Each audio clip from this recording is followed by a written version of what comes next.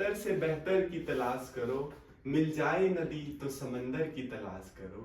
टूट जाते हैं शीशे पत्थर की चोट से, टूट जाते हैं शीशे पत्थर की चोट से, टूट जाए पत्थर ऐसे शीशे की तलाश करो।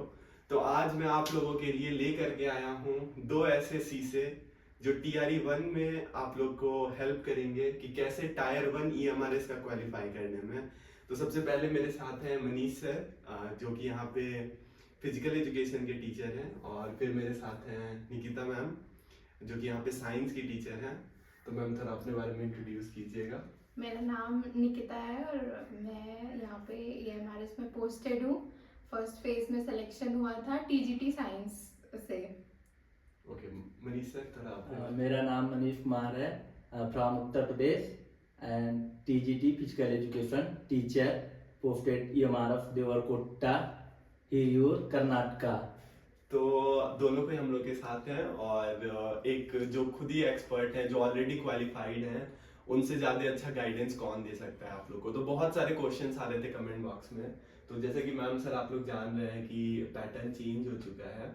तो अभी जो टायर 1 का एग्जामिनेशन है वो थोड़ा सब्जेक्ट स्पेसिफिक से हट करके थोड़ा टीचिंग एप्टीट्यूड पे हो गया है। तो आप लोग का क्या सजेशन रहेगा? सिलेबस तो वही रहेगा, सिलेबस तो वही पढ़ना है, सारे सिलेबस सेम है, बट थोड़ा पैटर्न चेंज हो गया है। GS तो वैसे ही नॉर्मल रहेगी जैसी आ रही थी। फिर हिंदी इंग्लिश है, सेम मार्क्स के हैं, 10-10 क्वेश्चन के क्वालिफाइंग है। ये एक अच्छा चीज कर दिया है कि एक मतलब पूरा ऑल ओवर केवल 12 मार्क्स ले आना है। तो ये एक बहुत पॉजिटिव पॉइंट हो गया। पिछली बार लास्ट टाइम क्या हुआ था कि करेक्ट हम लोग के टाइम पे पर सेक्शन में 4 नंबर ले आना कंपलसरी था, वरना फिर नहीं हो बहुत रहा था। स्टूडेंट उस कारण से बाहर हो तो चुके ये चीज एक बहुत अच्छा हुआ है इस बार, तो उससे काफी वो है। और बाकी टीचिंग एप्टीट्यूड पे थोड़ा ज्यादा इस बार फोकस करना पड़ेगा TRE 1 के लिए, क्योंकि उसमें पूरा 30 मार्क्स का मेन सब्जेक्ट हटा करके उस पर फोकस डाल दिया है। 30 मार्क्स के टीचिंग एप्टीट्यूड आ गए हैं, और 20 मार्क्स के पेडागॉगी बेस्ड, वो भी एक तरह से टीचिंग एप्टीट्यूड के क्वेश्चन है, और 10 मार्क का NEP जो कि पिछले साल भी था। मनीष सर आपका क्या लाइक, अगर कोई स्टूडेंट है तैयारी करना चाहता है फिजिकल एजुकेशन का है, जिसमें सबसे बड़ी प्रॉब्लम आती है जर्नल पेपर के लिए। अगर लड़का अधिकतम हिंदी मीडियम से स्टूडेंट होते हैं, इंग्लिश में बहुत कम, मिनिमम इंग्लिश मीडियम 20% में भी स्टूडेंट होते हैं। तो जहाँ तक है कि इनको सबसे बड़ी प्रॉब्लम यही होती है कि जर्नल पेपर क्वालिफाइड का, अगर ये जर्नल क्वालिफाइड कर लेते हैं तो इजी सिलेक्शन ले सकते हैं, क्योंकि अगर रेगुलर क्लास किए हैं BPED MPED के दौरान तो उससे बाहर तो नहीं जाता है क्वेश्चन, तो वो जर्नल पेपर पे ही पूरा डिपेंड करेगा।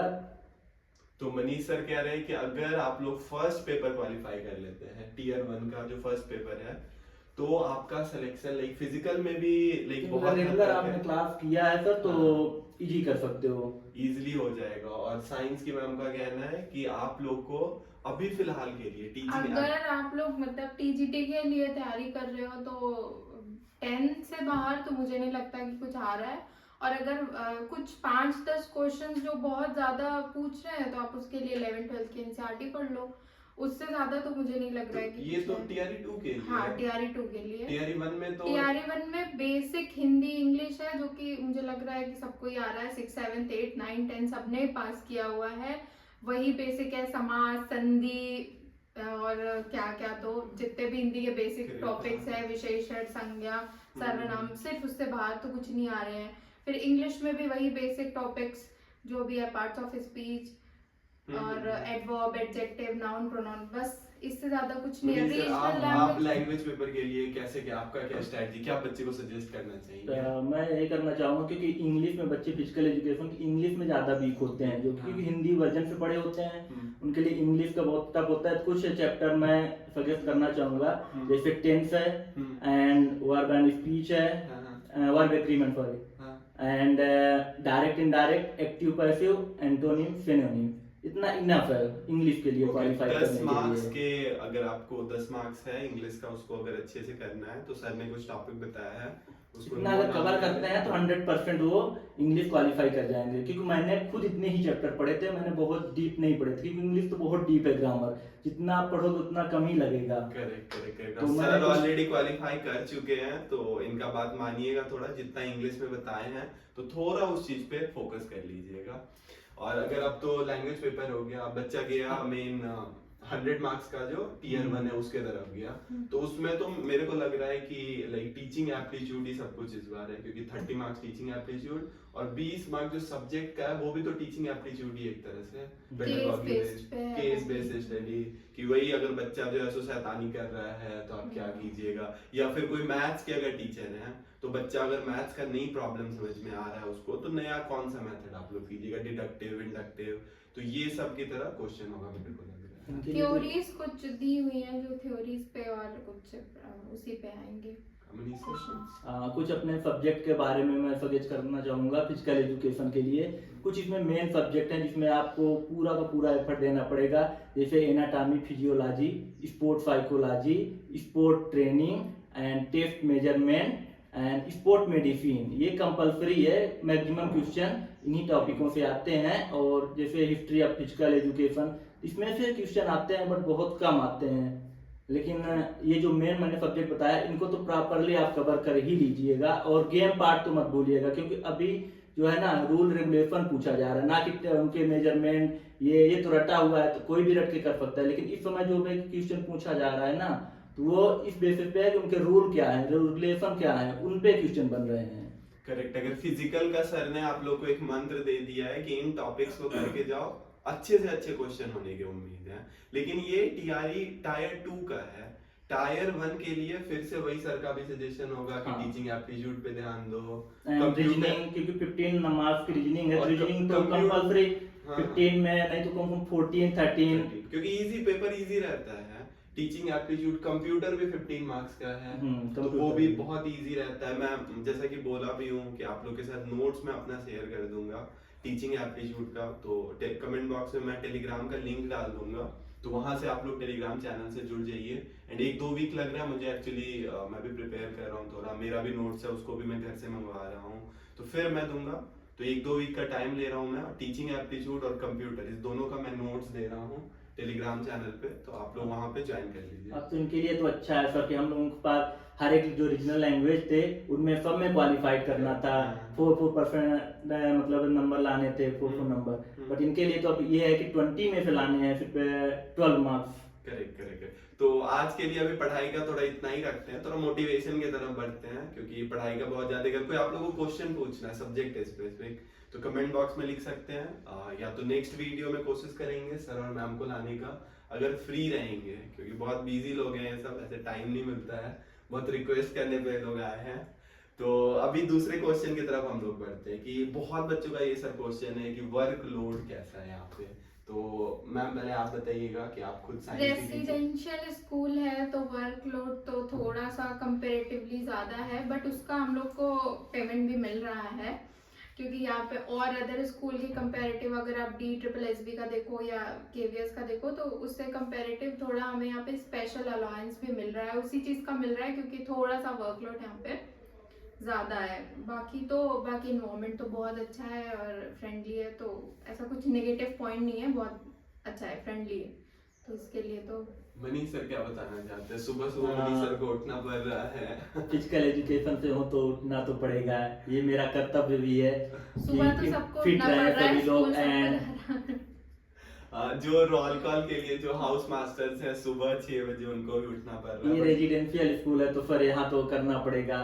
ये ठीक है कि सब फिट भी हैं, हाँ, करते भी हैं मॉर्निंग एक्टिविटी। मॉर्निंग एक्टिविटी ऐसे भी जरूरी है, मेडिटेशन। स्टूडेंट लोग को भी मैं मतलब यही सजेस्ट करूंगा आप लोग को भी कि थोड़ा मेडिटेशन कीजिए, थोड़ा सा फिजिकल एक्टिविटी कीजिए, ताकि आप लोग का mental and physical health like अगर मॉर्निंग नहीं उठ पा रहे हैं तो ये जरूरी नहीं है कि आप मॉर्निंग में ही करें, आप कभी भी कर सकते हैं इवनिंग टाइम। बट हाँ ये है कि स्टमच खाली होना चाहिए, नहीं कि आप खा लिए हैं उसके बाद करें, ये गलत हो जाएगा। आप जब भी टाइम मिले आपको इवनिंग या मॉर्निंग आप कर सकते हैं योगा एक्सरसाइज एनीवन।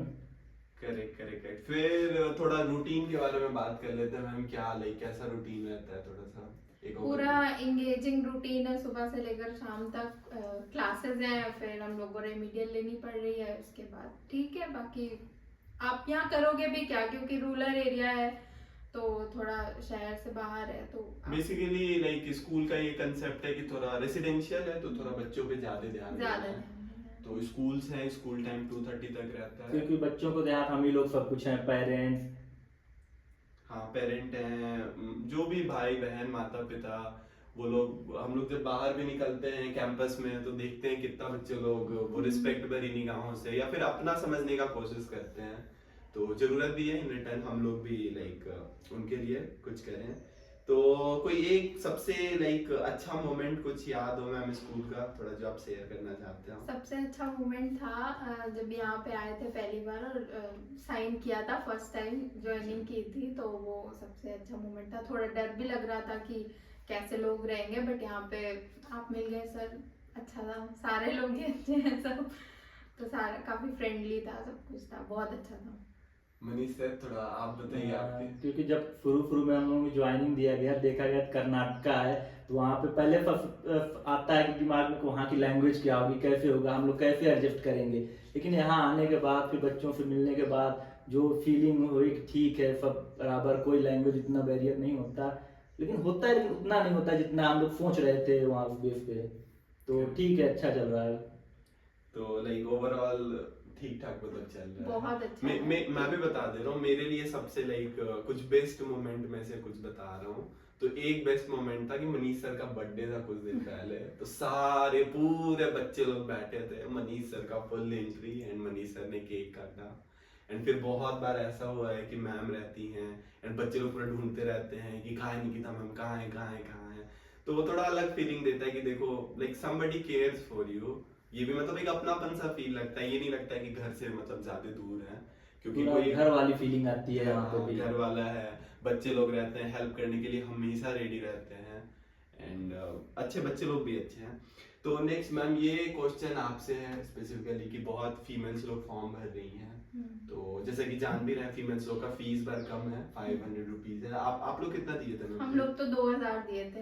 ओके, पर कोर्स 2000। तो इस बार फीमेल्स लोग के लिए बहुत अच्छा 500 रुपीज है। तो मैम क्या लाइक कुछ अलग डिफिकल्टी है, आप अनमैरिड भी हैं तो? नहीं, ऐसा कुछ खास डिफिकल्टी नहीं है, बट थोड़ा फैमिली से आपको दूर रहना पड़ेगा, या चाहो तो आपको क्वार्टर एलोकेटेड है फैमिली, अगर मम्मी पापा आना चाहे, कोई भी आना चाहे तो आ सकता है, तो ऐसा तो कोई डिफिकल्टी नहीं है। घूमने लोग आ सकते हैं और अच्छा भी लगेगा उनको भी, और अब तो एलटीसी भी मिलना स्टार्ट हो गया है, तो अच्छा है कहीं पे भी घूमो, गवर्नमेंट पैसा दे रही है। बेसिकली एलटीसी ये है कि साल में एक बार आपको अपने होम टाउन जाने का पैसा लाइक मिलता है, और ट्रेन का सेकंड कोच का सेकंड एसी कोच का आपको मिलता है, तो वो है एलटीसी भी आपको मिल रहा है। हमको भी नहीं, साथ में फैमिली को भी मिल रहा है, तो कोई भी आए फैमिली से।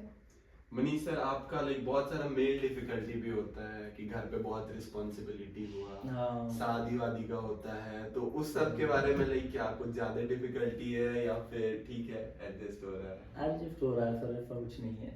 फिर शादी का कब सोच रहे हैं मनीष सर, शादी कब कर रहे हैं? अभी तो सोचा नहीं है सर, देखते हैं। ओके ओके मनीष सर, ठीक है। तो पेपर 1 के लिए हम लोग ने सजेशन दे दिया है बच्चे लोग को कि टीचिंग एप्टीट्यूड पे ध्यान देना है और साथ में आईसीटी पे भी ध्यान देना है, और दोनों का रीजनिंग क्योंकि फैक्ट होता है, अगर आपने कर लिया तो उसका नंबर फैक्ट। और क्वेश्चंस इसमें इजी आ रहे हैं, ज्यादा हार्ड आ नहीं रहे हैं, लाइक वो कोई एसएससी लेवल का नहीं पूछ रहा है, इजी लेवल का पूछता है, तो इस 3 चीज में आप लोग मार्क्स इजीली ला सकते हैं। एक और प्लस पॉइंट है कि आपका पेन पेपर एग्जाम होगा, ऑनलाइन नहीं होगा कि वापस नहीं जा पाओ, अब ये सब तो वो थोड़ा सा है कि आप अभी नहीं सॉल्व कर पा रहे हो तो चलो 10 मिनट बाद कर लोगे या ऐसा, तो ये भी थोड़ा अच्छा है पेन पेपर में। और अगर आप लोग को आईसीटी का नोट्स चाहिए टीचिंग एप्टीट्यूड का, तो मैं टेलीग्राम चैनल पे मैं डाल दे रहा हूँ, तो वहाँ पे आप लोग लिंक में कमेंट बॉक्स में डाल दिया, वहाँ से आप लोग जुड़ करके फिर वहाँ से ले सकते हैं। तो मैम ये पूछ रहे हैं कि सब कुछ तो बढ़िया है, तो फर्स्ट सैलरी जो आपको मिला था उसका लाइक क्या यूज किए थे फर्स्ट सैलरी का? फर्स्ट सैलरी का सबके लिए कुछ ना कुछ ले लिया घर पे, क्योंकि पहली बार फर्स्ट नौकरी है ये, पहली बार नौकरी लगा, पहली बार एग्जाम दिया, पहली बार आ गए तो एक उम्मीद होती है घर वालों को थोड़ा, तो कुछ ना कुछ सब कुछ ले लिया, लेकिन सारी सैलरी को बिल्कुल सेव तो नहीं किया, पहली सैलरी पूरी। मनीष सर का फर्स्ट सैलरी कैसा था? हमारे पास पहले जो आई थी तो मैंने सोचा था कि अभी तो हमारे दादा दादी अभी जीवित हैं, उनको मैंने अपने यहाँ होता है जो कथा होता है तो उसमें उनको सुनवाया कथा, इन सब में खर्च किए और अपने परिवार को भी बोझ निमंत्रण। तो अच्छा ये तो खर्चा हो गया, तो कुछ मैं बता, 8 पे कमीशन आने वाली है, आई थिंक जनवरी या फिर 1-2 मंथ के बाद से लागू हो जाएगा। अब तो अक्टूबर भी आ गया, तो क्या मतलब कुछ एक्सपेक्टेशन है या फिर क्या सोच रहे, क्या इतने लाइक जो सैलरी आएगा आपका तो क्या उसके बारे में कुछ प्लान किए हैं या फिर अभी सोचे नहीं है? प्लानिंग तो अभी तो लाइफ स्टार्ट हुई है तो प्लानिंग तो बहुत सारी है, देखते हैं कहाँ तक जाता है प्लानिंग। हाँ वो तो 8 पे कमीशन के बारे में मनीष है। 8 पे कमीशन आएगी तो स्वाभाविक बात है कि सबका पेमेंट डबल होगा तो सब बहुत ज्यादा खुश होंगे। तो अभी अभी मैम कितना लाइक आपको मिल रहा है? अभी आप मैरिड भी नहीं है तो इतना पैसा है, तो फिर क्या कर क्या रहे हैं इतने पैसे का मैम? कुछ नहीं कर रहे हैं, बस सेव कर रहे हैं, खर्च कर रहे हैं, अपने ऊपर कर रहे हैं, फैमिली है, सब कुछ है।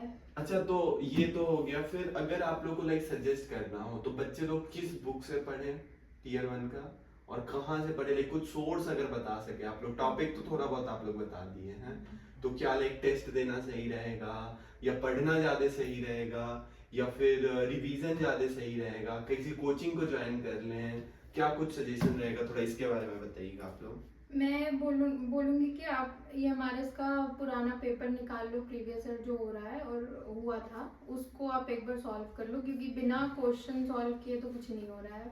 और एक KVS का NVS का जो भी है पैटर्न, साइंस के तो वही रिपीटेड क्वेश्चन रहेंगे, मतलब सिर्फ लैंग्वेज चेंज हो जाएगी, कोई फैक्ट तो चेंज नहीं होगा।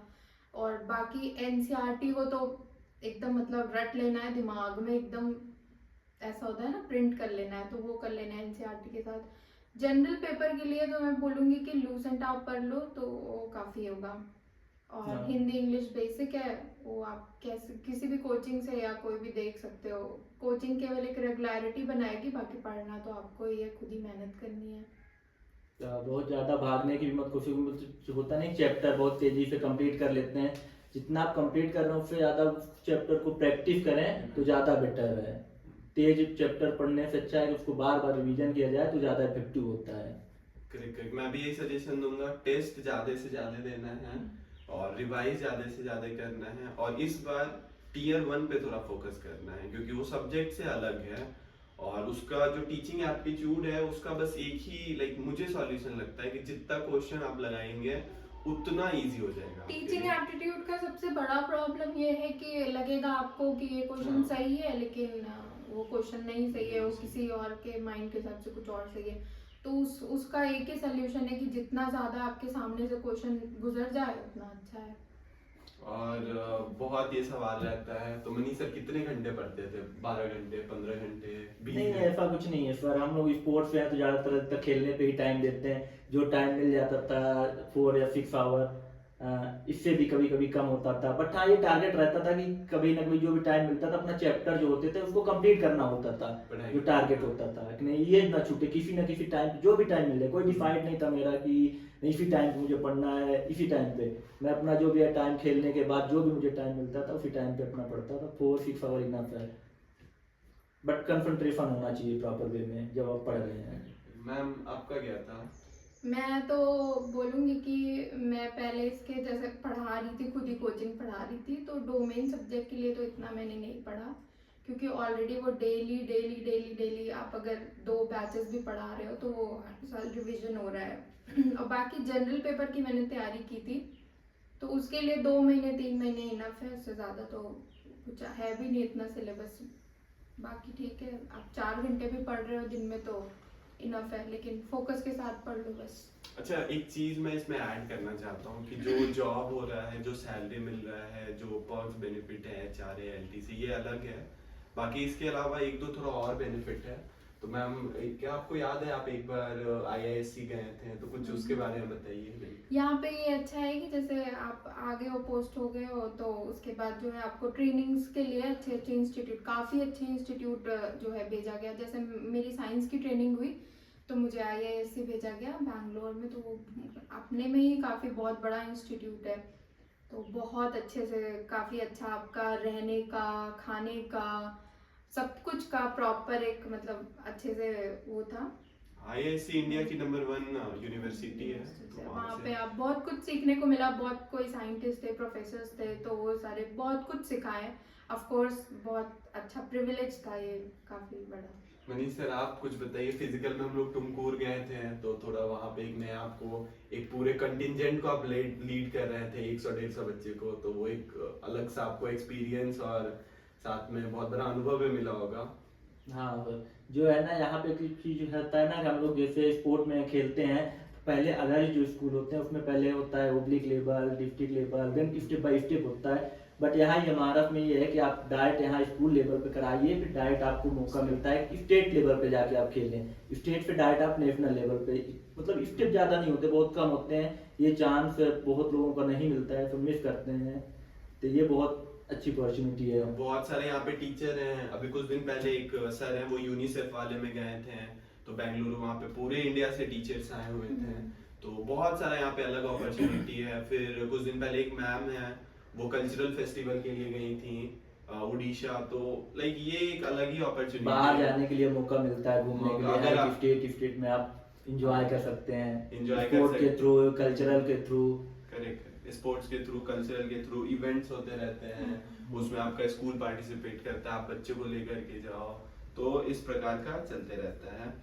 और मैम लाइक अभी तक 1 साल हो गया है आप लोग का भी, 1-1.5 साल होने पे, तो कैसा रहा लाइक जर्नी? लाइक अगर थोड़े स्टार्टिंग में डिफिकल्टी आई, बट अब तो बहुत प्रॉपर एडजस्ट हो गए हैं, तो अब तो ऐसा कुछ भी डिफिकल्टी नहीं है। बस स्टार्टिंग में थोड़ा बहुत लैंग्वेज को लेकर के प्रॉब्लम थी।